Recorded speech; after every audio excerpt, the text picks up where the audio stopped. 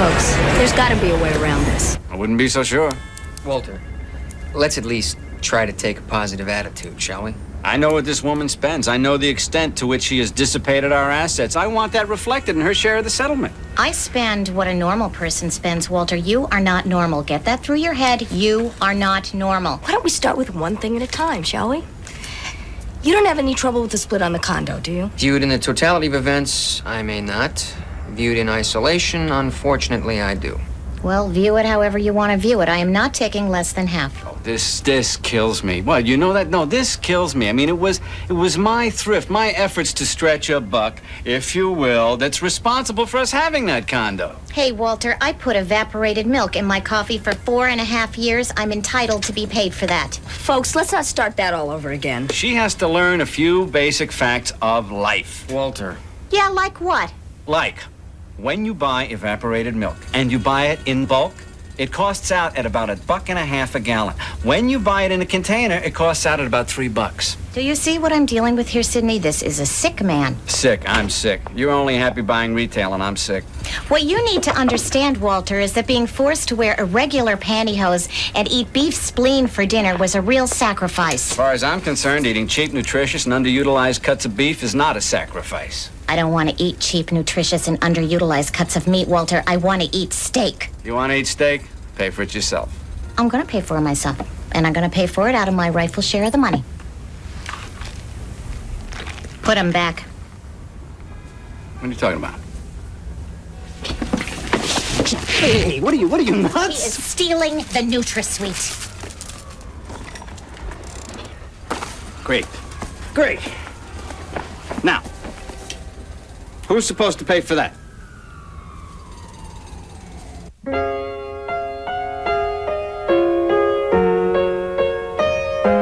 She betrayed me, all right? She betrayed me. Most women prefer to put on their own makeup, sir. I don't care about most women. My wife used to let me put it on her. Well, she doesn't want to let you anymore. Let's cut through all the embroidery. What happened was your wife let herself go. That's right. She got fat, she went gray. Am I supposed to pretend that I didn't mind? This is the woman who kept house and cooked for you for the last 15 years. This is the woman who destroyed my nervous system, my digestive system, and any chance I'll ever have to get a decent night's sleep. He's a monster. If he's a monster, it's because you made him into one. I'm going to ask you this question one more time. Did you do what your husband said you did? Yes. Then how can you sit up there and ask for half his assets? Knowing him the way that I do, it's real easy. I want those children with me for Thanksgiving. So you're willing to have a 6-year-old and a 5-year-old fly 3,000 miles by themselves? What's the alternative? Grow up. In other words, you agreed to pay for your child's tuition. That's right. And now you're reneging. That's right. I'm reneging. You're not seriously suggesting that your husband turned your dog against you, are you, ma'am? Yes, I am. That dog relieved himself on every article of clothing I own. Sir, for right now, you are the witness and I am an attorney conducting cross-examination. You broads are all alike. You mean the mortgage and the tuition and the food and clothing? Everything. Under the terms of the separation agreement, you pay for everything.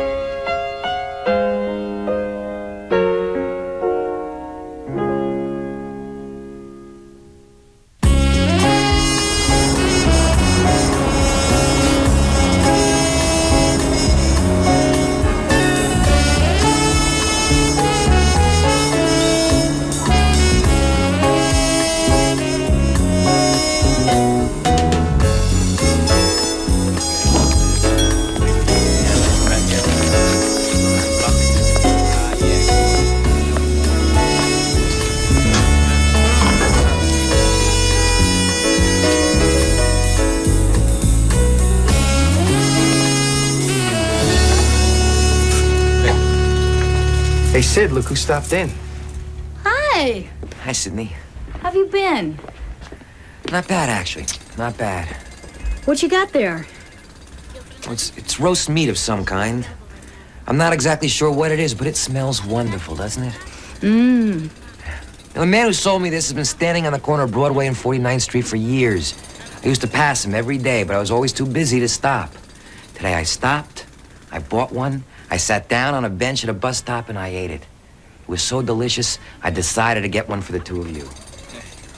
Might be a little early in the day for roast meat. For me. Yeah, I'll tell you what. Let me take this, put it away, and I'm gonna have one when I get back from court. Thanks, Charlie. Enjoy. Yeah. So how are you really? Let's go get some coffee. I just watched the name of the firm get changed, and it didn't bother me. Good. I think I'm doing okay. That's great. Thanks for leaving my name up there. Eli, we're partners. That hasn't changed. I want Charlie to have my office. Well, that's not necessary. No, please. I'll take the small office. It'll be fine. You want some coffee? I'm not going to be handling divorces anymore. What kind of law would you practice? A little this, a little that. Strictly low-stress kinds of things. Trusts, estates, liquor license applications, immigration. That's great. A little diversification will be good for us. Yeah. How are you holding up? I'd be holding up a lot better if I weren't banging my head against the wall with that Harrigan couple of yours. That still isn't resolved? Oh, and I have half a dozen other cases that need my attention. These people refuse to let go. I'll tell you what. Turn the case over to me. No, Eli. Why not? This was my case. I know these people. Listen, I love you and I appreciate the offer, but I can't let you do this. Sydney, if I can resolve this case, it'll help me to feel like I just didn't run away and abandon you. I need that, I need to put that to rest. Thought you weren't going to handle divorce anymore. This one I can handle. I have some distance. I have some perspective. My ego's not wrapped up in being a divorce lawyer anymore. Give me the chance, Sydney. Please. There's a conference scheduled for tomorrow. Thank you. You're welcome.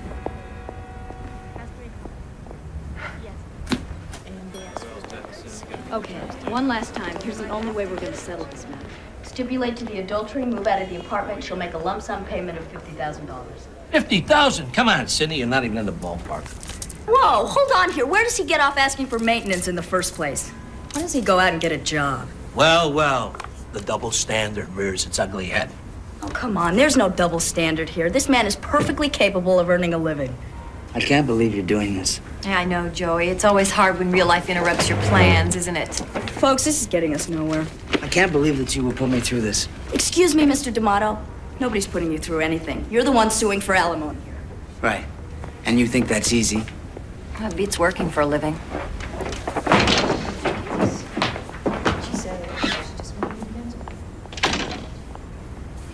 Dr. Morris, the defendant, Diana Walworth, is seeking to prevent my clients Russ and Helen Walworth from visiting their grandchild on the grounds that they undermine her parental authority. Now, you have had the opportunity to personally examine both the grandparents and the child in this case, is that correct? Yes. And what were your findings? I found Russ and Helen Walworth to be warm, concerned grandparents with a genuine, healthy desire to build a loving relationship with their granddaughter. And the child? Colleen thinks her grandparents are angry with her, that they don't visit because she's been a bad girl. She blames herself? Yes, she's experiencing a good deal of guilt. And is that guilt damaging to her psychologically? Absolutely. So finally, Dr. Morris, in your best professional judgment, could you please tell the court what effect, if any, you believe visitation by the grandparents is likely to have on this child? The grandparent-grandchild relationship is an important component in the child's developmental process, particularly for a child whose parents are divorced. Why is that? Well, the grandparents provide an example of a lasting, caring relationship that helps ease the child's anxiety about abandonment, which is quite common for children of divorce. Thank you. I have nothing further. Doctor, what happens to children whose grandparents are dead? Do they develop abnormally?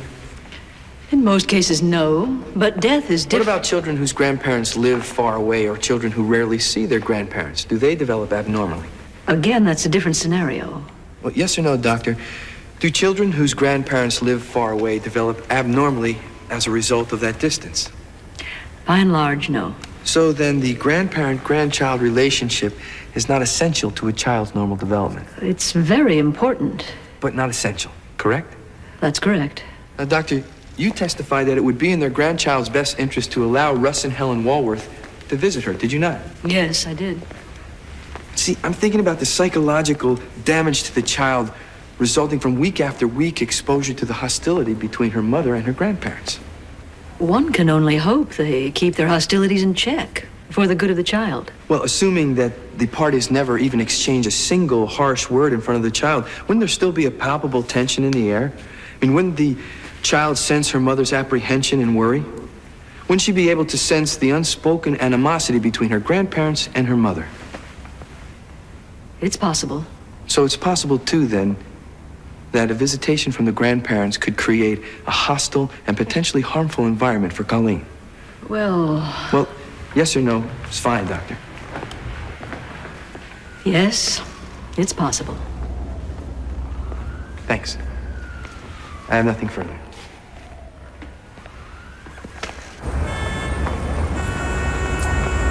Ms. Kanoski, can you tell us, did you ever have sexual intercourse with the defendant, Joey D'Amato? Given that adultery is a statutory offense, the witness can choose not to answer the question. Yeah, I had sexual intercourse with him. Did you do it on more than one occasion? Yes, I did. Did you do it on more than 10 occasions? Probably more like 8. Can you give us the approximate dates of these incidents? No, I can't give you the dates. Was it in the last 4 years? Yeah? In other words, Mr. D'Amato was married at the time. So what? Am I supposed to feel guilty for that? No, Miss Kanoski. I'm just interested in establishing that it happened. It happened. It happens all the time. You both are so hot.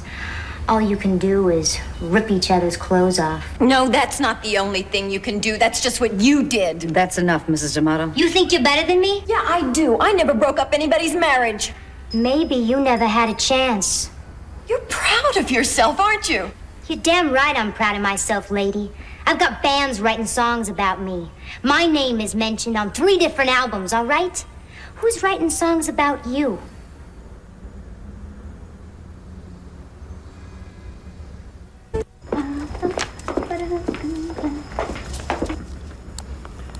Just for fun. Take a guess at what a Coke costs out at when you buy it in a movie theater. I wouldn't know how to guess about something like that, Walter. $14.98 a gallon. $14.98 a gallon. You buy it in a 1-liter bottle, it costs $2.63. Hi, folks. Eli? I thought he was in the hospital. I was. From what I heard, you weren't going to be coming back. You know, it's funny. I didn't think I would be. Please, sit down. The truth is, though, having a psychotic episode can sometimes bring a clarity to the world that you didn't used to have. You really come to look at things differently. What's going on, Dwayne? You ask yourself, what do I absolutely need to make it through the day? What's possible? What's impossible? Is Sydney not coming in today, Eli? That's right, Florence. Sydney's not coming. In that case, before we get started, I'm going to say to you the same thing I said to your partner. I am not going to walk out of this room feeling taken. I don't want anyone to walk away feeling taken. I think what we need to do is figure out what is the bare minimum each of you needs to walk away with so that you don't feel taken. What he needs is to win, Eli. As opposed to you, who's been nothing but reasonable through this. That's right. I have been reasonable. Everyone thinks their position is reasonable. A man strangles a Pomeranian because he's sure the dog is controlling his thoughts. He thinks he's being reasonable. What is that, analogous or something? I'm supposed to have something in common with a guy like that? No, I'm not saying that. I'm saying... Well, I am saying that. This is a man who keeps 2 extra sets of tires for the car in a bedroom closet. Yes, and because I pay attention to the small things like proper tire rotation, come the year 2000, I'll still be riding around on 1990 tires. What's he doing in there? Didn't Sydney tell you? No, as a matter of fact, she didn't. I think he's fine. I really do. He's fine? He seems fine. I'm starting to get very upset here. If I thought that I had to continue living the way you forced me to live, I'd kill myself. I'm having an impulse to engage in some fairly antisocial behavior.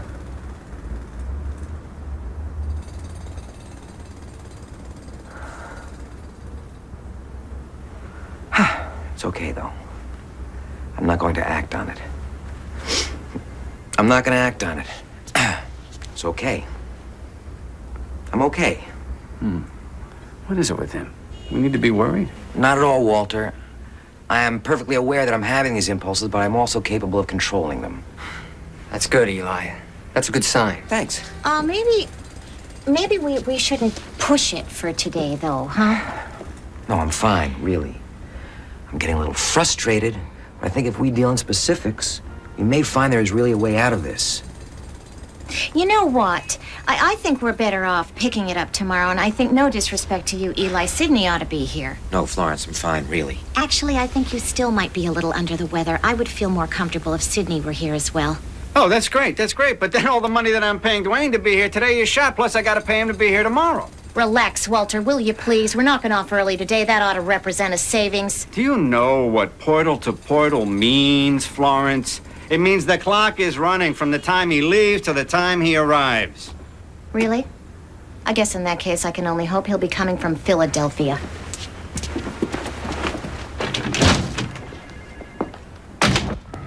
What kind of work do you do, Ms. D'Amato? I own my own business. And what kind of business is that? It's an employment agency. Did you start this business before or after the time of your marriage to Mr. D'Amato? I started it way before I even met Joey. And how many hours a week do you generally put in at work, ma'am? I work 6 days a week. I try not to keep track of the hours. And does your husband help out? No. Did you ever ask him if he would? I suggested it a couple of times, but I could see that he had no interest, so I stopped bringing it up. What did your husband do? He played the guitar. Did he ever earn any money playing the guitar? No. Did he ever hold down a paying job of any kind? Not since the day he moved in with me. He quit his job and I paid the bills. I have nothing further. You represented to your husband, did you not, that you were perfectly willing to support him indefinitely if need be? I said stuff like that, yeah. But you changed your mind, didn't you? Yeah, I changed my mind. I happened to walk backstage one night. I found my husband and the woman who was up here yesterday in, well, let's just say an embarrassing position. Mrs. D'Amato, are you really going to sit here and tell us that if you haven't walked in on your husband just then, you never would have known? Yes. You knew what happened after his show, didn't you, ma'am? I thought being married was supposed to change that. But you knew it didn't. You knew your husband was conducting extramarital relations. I didn't know. Everybody likes to say, well, she must have known. But I didn't. I never would have slept in the same bed with him if I'd have known. I never would have done that. When I found out, it broke my heart.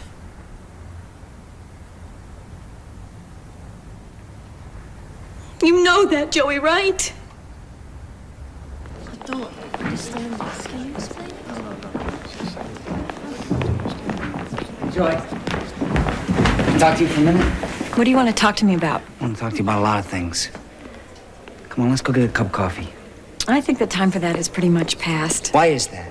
What are we, dead? Mr. D'Amato, you and your wife have lawyers to represent you. Hey, what I have to say to her, I say myself. You want to go have a cup of coffee? Come on, let's go. Joy, may I have a word with you, please? I'll wait right here for you.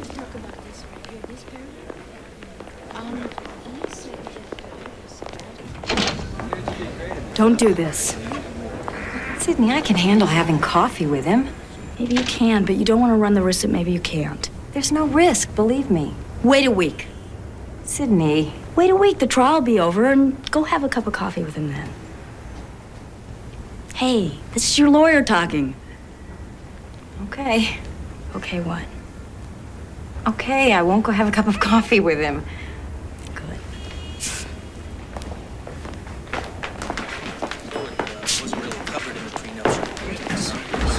Hey, Sydney.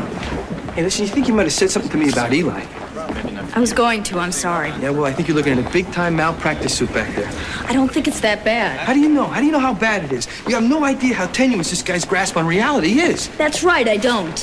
So you have no idea what he's capable of. That's right, I don't. So what? Do you swear to tell the truth, the whole truth, and nothing but the truth, so help you God? I do. Be seated. Diana, how old is your daughter? 6. And that would put her in the first grade. Yes. Do you work? I'm a stockbroker for a large Wall Street firm. Is this a full-time job? Yes. And what provisions do you make for your daughter's care while you're at work? My daughter goes to private school from 8:30 in the morning till 2 p.m. Then she has daycare until 4 when I pick her up. And given your busy schedule, how much time do you spend with Colleen? I take her to school every morning. I spend all my evenings with her, and I'm with her on the weekends, unless she's visiting a friend. What about your social life? I only do things that I can include my daughter in. So, in addition to financially supporting yourself and your daughter, you make time to be very much involved in all aspects of your daughter's life. Yes, I do. I have no further questions, Your Honor.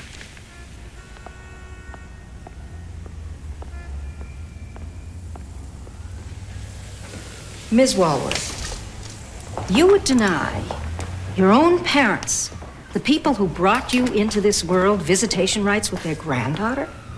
I think it's in my child's best interests, and as her mother, I have that right. Well, at the current time, we're less interested in your rights than we are in your child's welfare. Objection.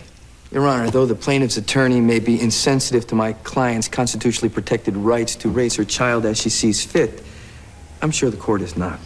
Your Honor, the court may want to remind defense counsel that the court's paramount duty is to protect the best interests of the child. The court is well aware of its duties, counselors.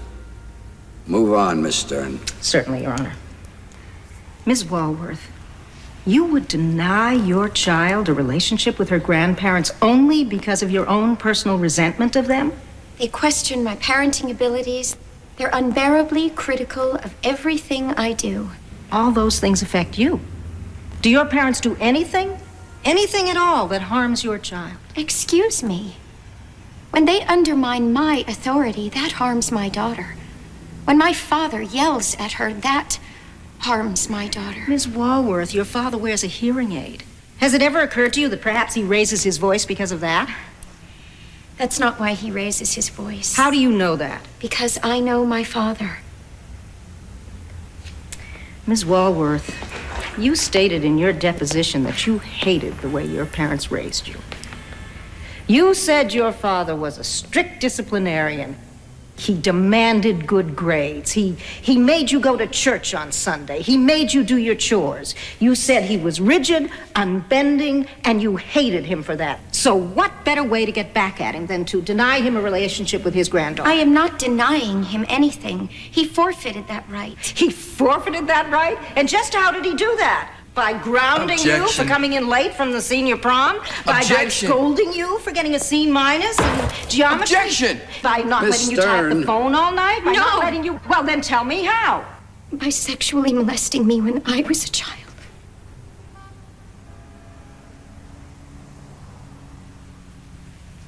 Your Honor, I request a recess. I see no need for a recess. Are you kidding? In my chambers now, both of you.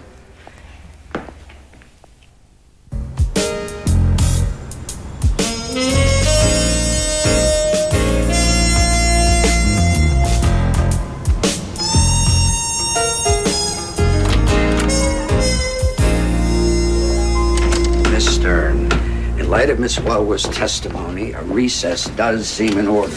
Your Honor, the defendant has made a very serious allegation, which I believe is a desperate and malicious lie. So I don't want to give Mr. Howell time to go and coach her in a witness room. Your Honor, this was a painful recollection for my client, and I resent Miss Stern's characterizing her as a liar.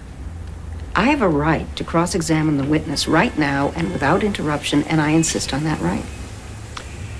All right, Miss Stern, but I'm warning you, no badgering. If I hear one vaguely inflammatory remark, I'm calling an immediate recess. Do you understand? Yes, Your Honor.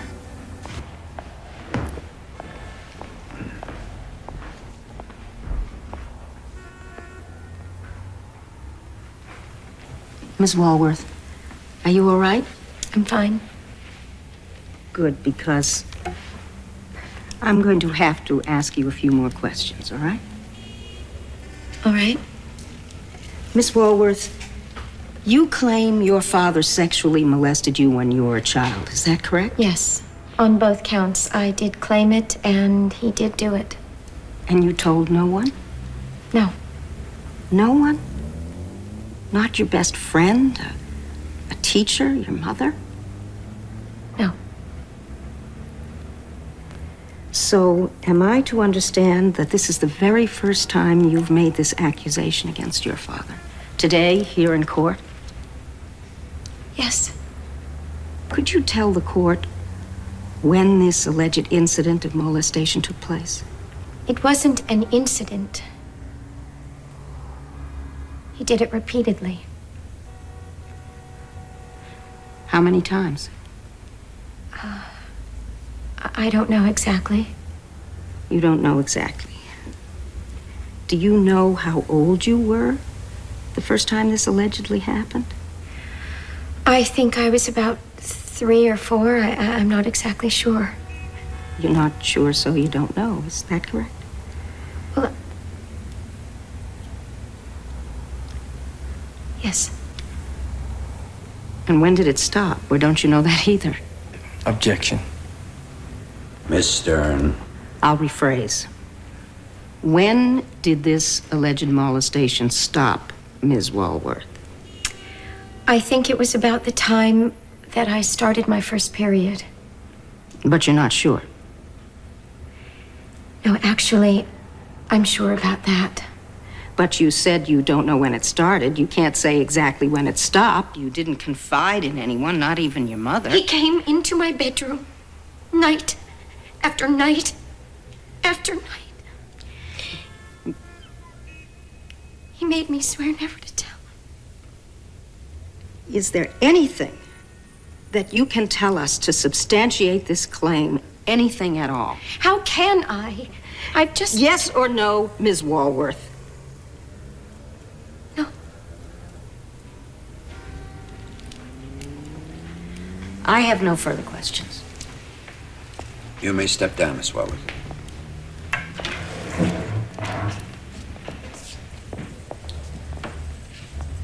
Your Honor, I would like to call Helen Walworth to the stand. Raise your right hand, place your left hand on the Bible. Do you swear to tell the truth, the whole truth, and nothing but the truth, so help you God? I do. Be seated. Mrs. Walworth, is Diana your only child? Yes. And were you working outside the home when she was growing up? No? So you made her breakfast in the morning. You were home to welcome her when she got back from school. You played with her. You read to her. You bathed her. You put her to bed at night. Yes. Mrs. Walworth, is there any conceivable way that your husband could have repeatedly molested your daughter without you knowing it? No. Absolutely not. So it is your testimony that you had absolutely no knowledge or indication that your husband molested your daughter? Yes. I have nothing further.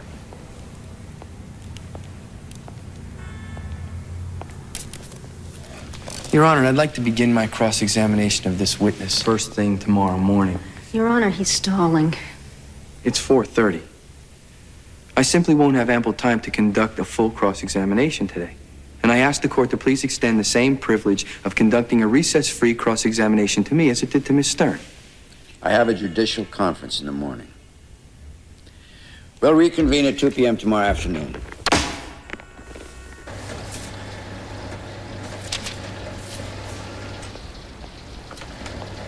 Eli, I'll do that for you. I can do it. Come on now, that's what I'm here for.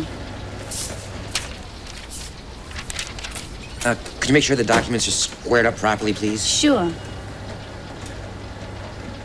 It's nice to see you again, Denise. Nice to see you too. I miss seeing your face around here. Anybody home? I need a signature. I can sign. Good to have you back, man. Thank you, Jeffrey. You know, Eli, as far as I'm concerned, in New York City at this point in time, psychosis is kind of a viral thing. It's out there, man. It's all around us, and none of us are immune. Gee, I think there's probably some truth to that. I knew a guy once who lost his marbles because he saw the same person in 3 different locations at 3 separate times in the course of one day. It can be very scary when that happens. Yeah, he tried to throw himself in front of a subway train. Jeffrey, we're a little busy right now. You know what I mean? Yeah, all right, I'm leaving. You know, Eli, When you get some time, I'd love to talk to you about it. I'm very interested in altered states of consciousness. I really am. Anytime, Jeffrey. How's it going? Good, good. I think there actually may be a way to settle this case. Still working on the numbers, but I think there may be a way. Eli, you want to come to dinner with us? No thanks. There's not that kind of urgency with this case, Eli. Just come to dinner with us. Sydney, thanks. I'd rather get this done. Now, remember what you said about not getting obsessed. I'm not getting obsessed. I'm really not. I'm just in something of a work mood right now, that's all. You know I have to be at that meeting tomorrow, right? I know. I look forward to seeing you unable to conceal how impressed you are. I'm already impressed. See you tomorrow, Eli. Okay.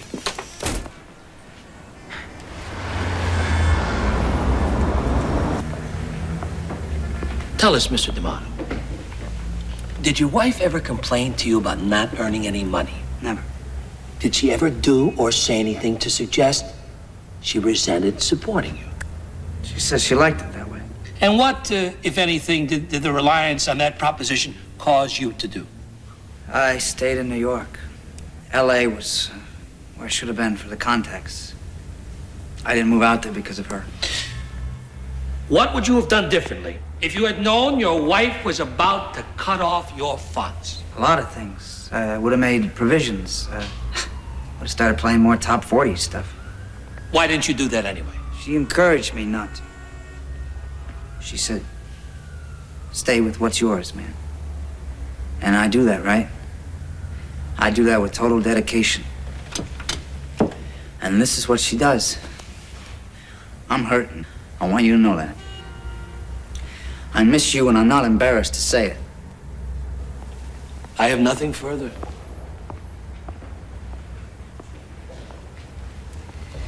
Did you think your wife was going to support you for the rest of your life? Not at all. As soon as I hook up with the right record company, I think I'm gonna be a straight shot in. And how long do you expect that to take? I don't know. It takes as long as it takes. To this date, how long has it taken? How long have you been trying to make it as a rock and roll musician? About 15 years, so what? So, has it ever occurred to you that you won't make it? Has it ever occurred to you that you may be lacking in whatever combination of talent, personality, and looks required for a successful career? I know what I got, all right? I know rock and roll. I know what I got. I look at the Ramones. I look at Mick DeVille. I look at Iggy Pop. I look at Lou Reed. I got what those guys got, and then some. And then some. No, you don't, Mr. D'Amato. They have careers. You're not like them. They earn a living. And you ride on the gravy train that your wife works 6 days a week to keep going. My wife, for all her dress for success clothes, it's a rock and roll chick. She likes it rough and tough. And last night about 9 o'clock, that's just what I was giving her. What exactly does that mean, Mr. D'Amato? Well, you need for me to spell it out for you? We made love, man. Just like we did before this whole thing got started.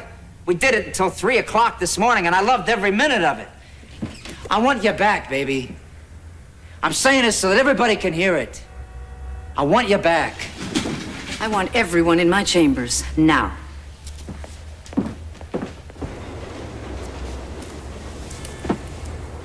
Did it happen, Mrs. D'Amato? Your Honor, I'd like to confer with my client.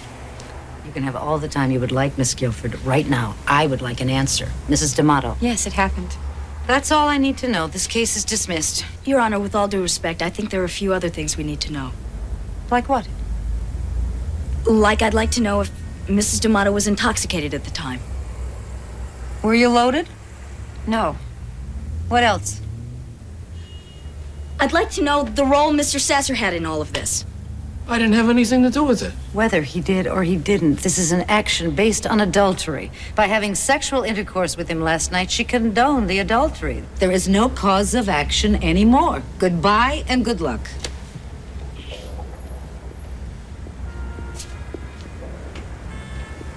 I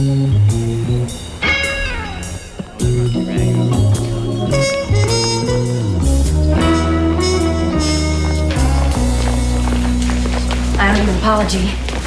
No, you don't. I did exactly what you said I shouldn't do. Listen, you're an adult. You did what you wanted to do. You have nothing to apologize for. I'm letting you move back in. I wish you all the luck in the world. You think I'm nuts? I think you're a little nuts, yeah. Well, maybe I am nuts. Who's to say nuts aren't happy? Don't lose my number.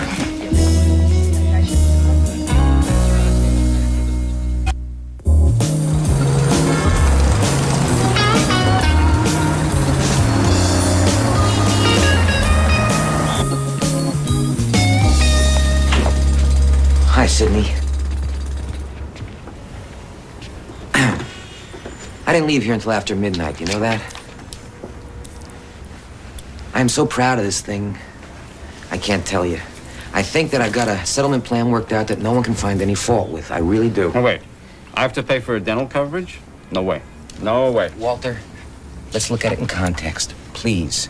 You're only covering routine procedures. Extractions? That would include extractions, yes. Root canal? It would include root canal, too. Well, I would hope it would include root canal. What about gum surgery? It doesn't cover gum surgery. Why not? Oh, you think you're entitled to that? Well, not only that, why am I suddenly picking up gas and electric? It all works of a piece, Florence. Well, gas and electric averages about $17.50 a month. Why am I paying for you to have your teeth cleaned is a better question. Why don't you people look at the agreement in its totality? It's not gonna work, Eli. Yeah, Eli. So drop the act already, huh?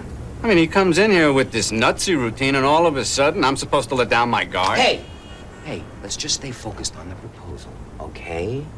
Okay, fine. I won't pay for root canals, and I think maybe I won't pay for teeth cleaning. And I think that maybe I want a bigger share of the canned goods. How do you like that? You're completely ignoring everything I've done. I think the settlement Eli's proposing has a lot of merit. Why won't either of you consider it? Come on, you're just covering up for him. Hey, folks,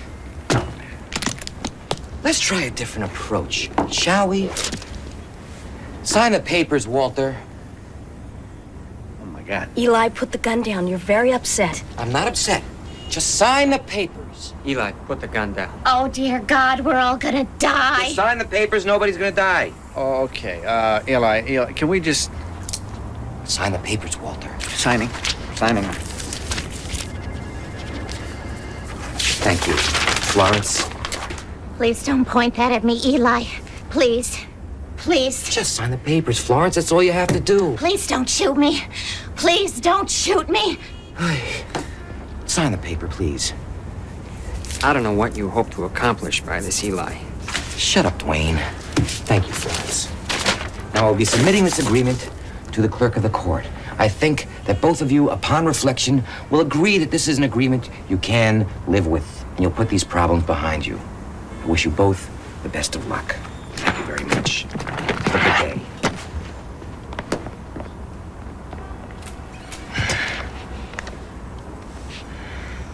Oh, my God. Folks, I can't tell you how sorry I am that this happened. Yeah. Well, this goes a little beyond sorry, Sydney. That guy is a menace, and you're responsible. You shouldn't be out walking around. You're right. I never had anyone pull a gun on me before. Naturally, the agreement has absolutely no legally binding effect.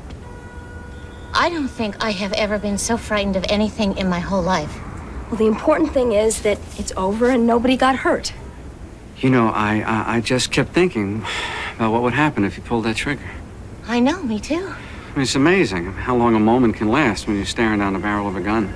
We're alive. That is the only thing that really counts. That's right. And these things that we're fighting about, what do they mean? They mean nothing.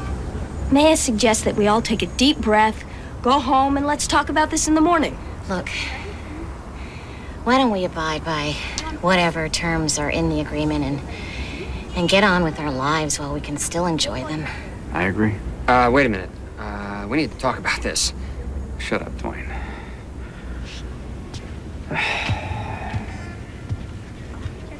There's nothing to talk about. We want to let the signatures stand.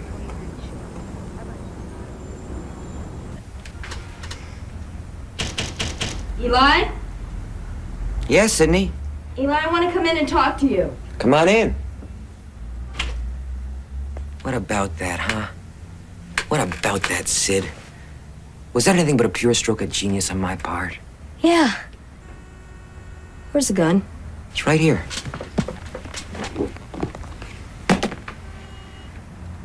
Is it loaded? Sydney. Only a crazy person would point a loaded gun at someone.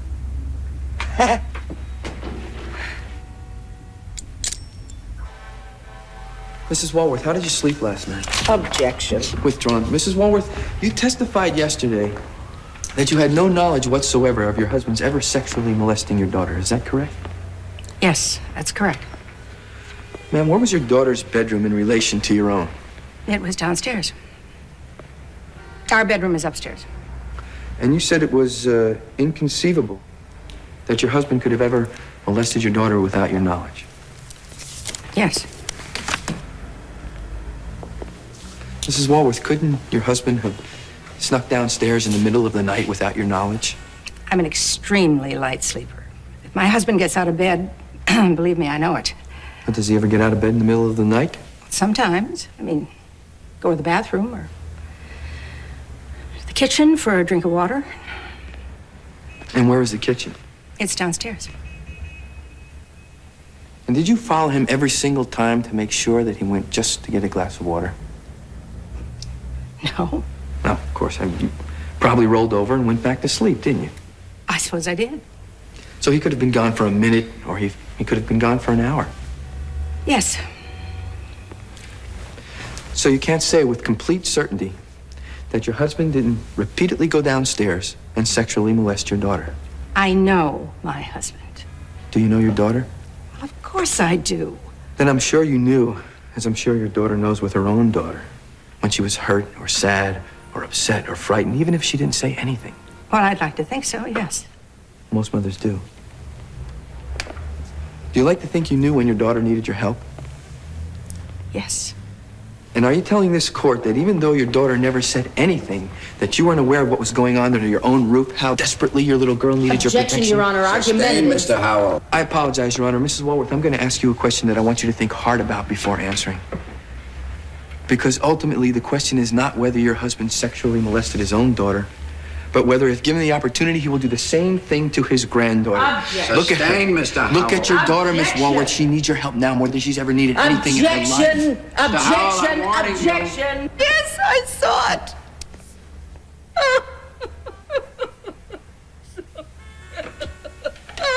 What did you see? I saw him. I just really... You saw your husband sexually molest your daughter. Mrs. Walworth, I'm sorry, but we need a verbal response for the record. Yes.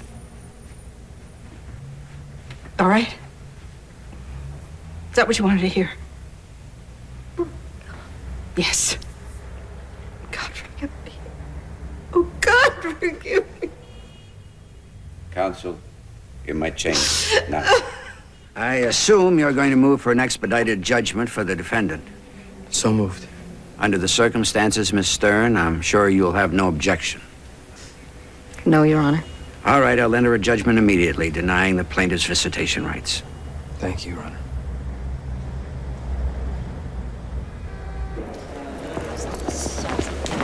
The elevators are over here. I'm gonna take the stairs. Diane! I'll go with you.